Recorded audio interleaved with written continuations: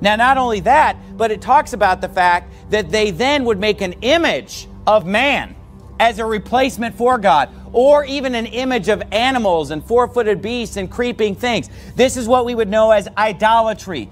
See, idolatry is a major feature of Buddhism.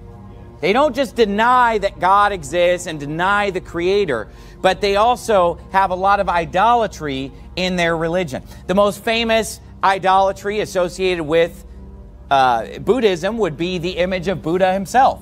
And you'll often see those statues that are usually made out of metal, a molten image, where you have Buddha sitting cross-legged, lotus style, and he's got a big smile on his face, or a very stoic look on his face, or all the different styles of Buddhas that you'll see. Often you'll see Asian people that will wear a jade Buddha around their neck at the end of a necklace as well. So this is a huge feature of Buddhism. You go to restaurants that are owned by those who are Buddhists, you go into the homes of Buddhist people, you'll see all manner of idolatry, molten images, graven images. This is a big part of the religion. How does God feel about idolatry? Look what the Bible says in Exodus chapter 20, verse 4. This is one of the 10 commandments, the second commandment.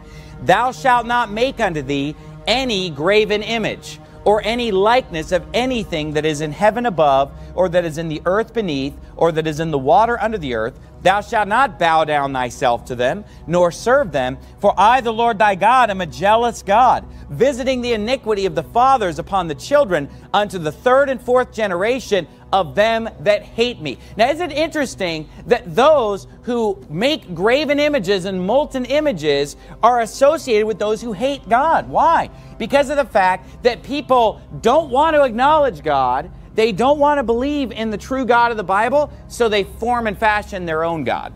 And that's why those two things are associated there in Exodus chapter 20. You don't have to turn there, but in Isaiah chapter 30, if you would, you turn to 1 Corinthians 10. You go to 1 Corinthians 10.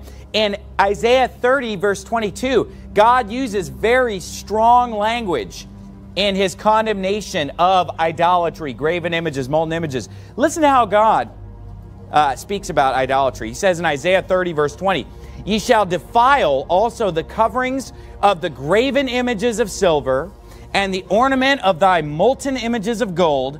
Thou shalt cast them away as a menstruous cloth.